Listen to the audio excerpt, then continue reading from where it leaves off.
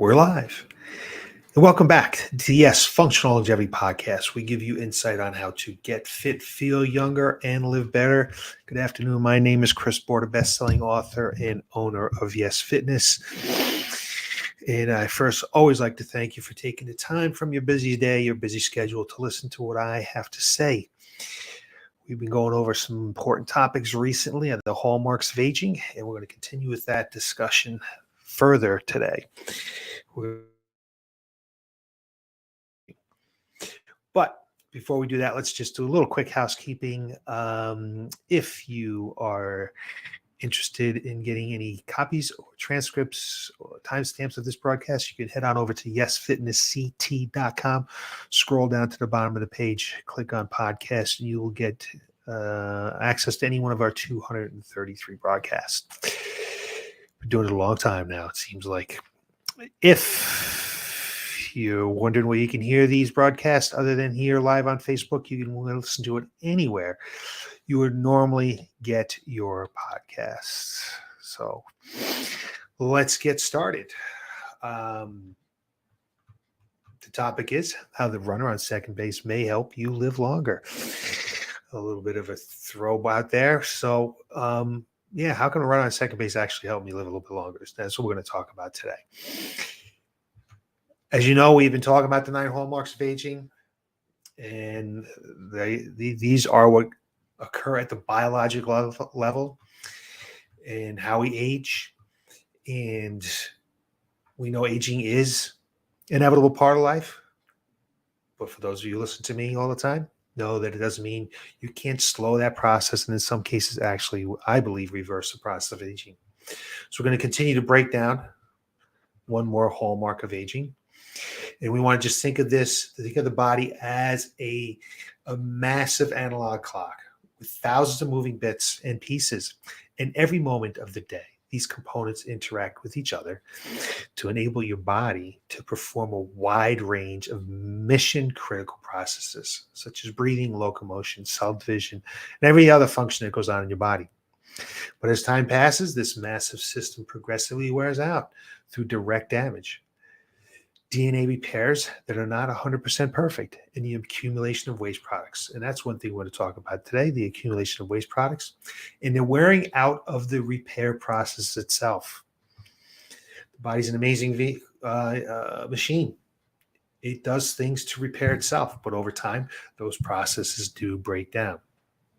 And all these factors impair function, negatively affecting physiological integrity and the increased vulnerability to disease and ultimately death. In a nutshell, this is what aging is all about. So just a quick review. The hallmarks of aging can be best described as the events or factors that cause a system-wide range deterioration in organismal function. We've talked about some of the 9 already. We've talked about genomic instability, telomere attrition, epigenetic alterations. Today, we're going to talk about the loss of proteostasis. And in the next few weeks, we're going to go over the deregulated nutrient sensing, mitochondrial dysfunction, cellular senescing, stem cell exhaustion, and altered cellular communication. Not just what they are, but what you can do to reverse or slow or improve any one of these hallmarks of aging. So today, we're going to talk about the last of the primary hallmarks. The primary hallmarks are the first stages of aging. It can be characterized as the processes that cause cellular damage. And these are the primary hallmarks of aging. We talked about genomic instability, and our genome is found in all of our body cells. Just a quick review. It's where the body stores its digital information. We use the analogy of a music compact disc, for those of you who remember those. A compact disc will store music and information digitally. The beauty of the digital stored information is it will last forever unless damaged. If the edge of the compact disc gets chipped, the information is lost forever. In the case of a compact disc, if it gets scratched, the disc will no longer play the music correctly. However, the information can be easily restored by polishing the disc with toothpaste, if you didn't know that. And by removing the scratch, thus regaining that information. And the disc will play like new. Scientists believe that for humans, the loss of epigenetic information is likely the root cause of aging. And it's our genome. And if our genome gets scratched or damaged, it no longer tells the correct information to the DNA replication. That is number one. The second we talked about is telomere or telomere attrition. Telomeres are a sequence of DNA that acts as a protective cap at each end of a chromosome. An easy way to understand this is the purpose of the telomere is to envision the aglet of a shoelace. The aglet protects the shoelace from fraying. Telomeres protect the chromosomes from damage to uphold the structural integrity of the chromosome. And they limit the total number of replications a cell can make to prevent mutations. So DNA strands bond together to make sequences. The telomere acts as sort of a secret code of words to other telomeres to ensure that the chromosomes are only bonding with each other. If the telomere is misfunctioning or damaged, the chromosomes could bond with other molecules, which they're not supposed to. This can be harmful, and this is something that we need to protect against. We need to protect against the telomere attrition. The third one was epigenetic alterations. Again, not to be confused with the genome, which instructs the cells on how to replicate. The epigenome tells the cell what to do. The analogy that we use is if you think of the genome as a piano with 30,000 separate keys or genes. Epigenetics plays the piano, deciding which of the keys or the genes will be played to express and which ones stay silent. Your inherited genetics, your DNA, as a piano keyboard, then epigenetics determines how to play that music. The primary players of the concerts are the molecular substances that are affixed to our genome. And they have markers. And these markers, in turn, give cells specialized functions and regulations on how they function. If too many markers accumulate, there's too much epigenetic noise, the directions become muted, the cells become dysfunctional. This dysfunction leads to identity loss of the cells themselves. So what could happen then? Nerve cells can begin to act like muscle cells, and muscle cells can start to act like lung cells. They degenerate, and they become to the point of becoming zombie-like cells. And over the past couple of decades, scientists have realized that rather than focusing on changing or editing genes, the way to slow the aging process may be to change the song, what the piano plays, or which epigenome tells certain cells what to do what. So that was a quick review on the past 3 weeks. The three and the last one of the primary hallmarks of aging we're going to talk about is the loss of proteostasis. So proteins are molecules integrated to human health, and affect all cellular functions in the body, from the skin to the liver. Protein's not just about building muscle. The role of protein depends on their amino acid structures, but can be anything from an antibody to an enzyme. Proteins take part in all cellular functions. In protein homeostasis, or what's called proteostasis, is a process of regulating cell protein to maintain homeostasis. Now, what is homeostasis? Homeostasis, by definition, is the body's ability or tendency to maintain internal stability in an organ to compensate for environmental changes. The body's always trying to keep itself in homeostasis based upon what's going on in our environment. So homeostasis is like being a runner on second base in a baseball game. The runner has a stable place where it watches from and will continue to watch. But at the same time, that runner is poised to take action. The body works the same way. Your body wants to exist in a stable place, while at the same time be prepared to go into action. So another maybe a little bit easier way to understand this, how the body maintains homeostasis, is its ability to sense when the body's temperature becomes too hot or cold. The body wants to stay at a certain temperature. For most of us, 98.6 maybe. No, that's our temperature, right? 98.6.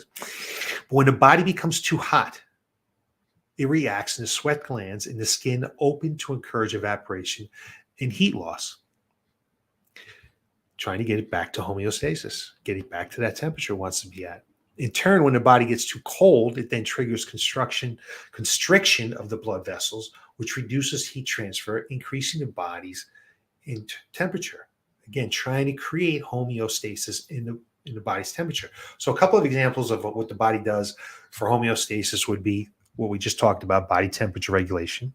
Another way is blood pressure regulation. Another is blood sugar regulation, in the amount of sugar in our blood, and insulin, and all those type of things. So the body, again, is trying to maintain this homeostasis. So protein homeostasis is maintained by several complex integrated pathways within the cells to regulate the lifestyle and the role of proteins, also known as the proteostasis network. This network also helps produce new healthy proteins to go to work as an antibody, an enzyme, or something else. And as we age, proteostasis becomes less accurate and stable. The aging process. Things start to wear out. They don't work as well as they did before. Old proteins are enough new proteins are not produced, and new faulty proteins are produced that are unable to perform their roles. Faulty proteins have been linked to diseases like Alzheimer's and Parkinson's, in which the proteins bond together and destroy the neurons. These proteins aggregated and accumulate and become toxic, the aging process. However, lifestyle factors can influence the function of proteostasis as we age. Exercise is being one of the best. A study published in 2011 analyzed how metabolic signaling pathways can modulate the proteostasis network to prevent the toxic accumulation of protein or faulty proteins. The research concluded that dietary restrictions and reduced insulin or insulin-like growth factor, IGF-1, actively help to extend the lifespan and the functionality of proteostasis. So you can do this through diet. You can do some of it through fasting. And of course, you can do through exercise. And studies show that regular exercise helps improve proteostasis. We want it to work better. And what exercise does is it introducing a term, autophagy. We've talked about autophagy before. It's an extremely important process in the body. It's the turning over of damaged cells to regenerate new, healthier cells. Get rid of the old and bring in the new that are healthy and willing to work the way they're supposed to work. If a buildup of protein occurs, as is common with aging, autophagy helps to remove them.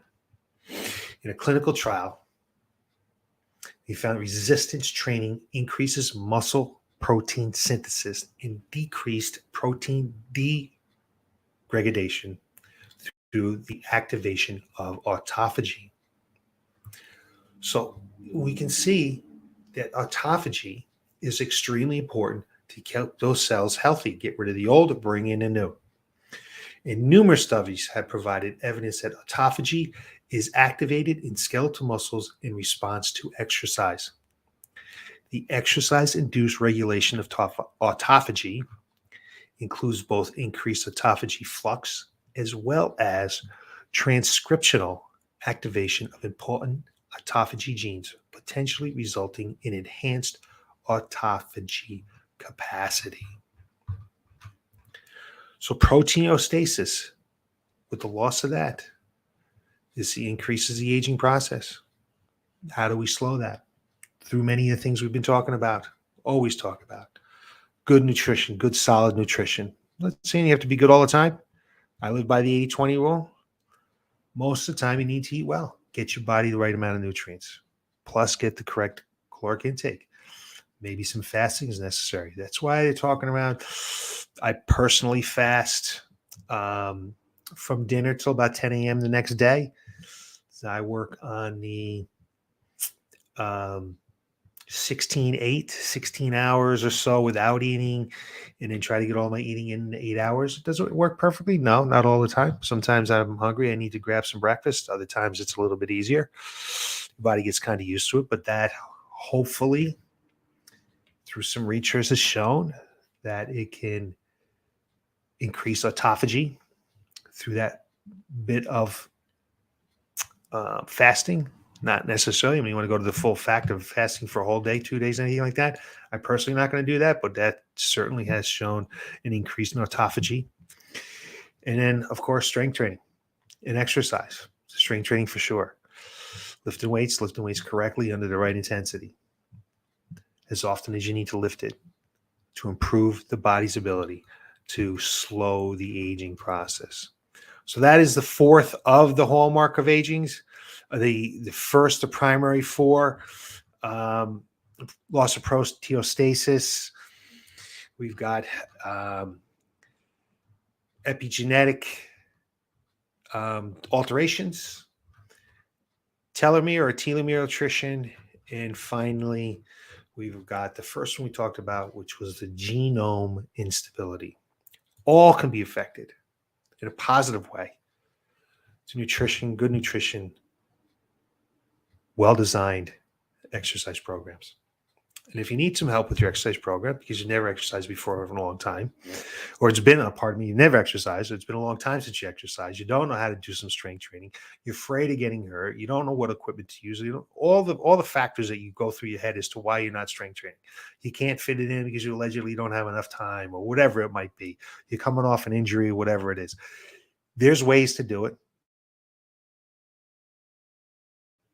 I think you just got to lag there. You just need to be instructed to correctly do that. And we can do that down there at Y.E.S. So give us a call if you need some help with that. I go into more depth in each of these hallmarks of aging, along with an exercise program. You can find that in my best-selling book, Get Stronger, Live Longer, The Expert's Guide to Strength Training for Longevity. There's a link in the notes for that. Our phone number if you want to give us a call if you need any help. I enjoyed speaking with you today. I hope this was helpful. I want everybody to have a great week, and I will be back next week with the next of the hallmarks of aging. Thanks for watching. I'll give you more tips on how to get fit, feel younger, live better next week. Enjoy your week. Have a great night.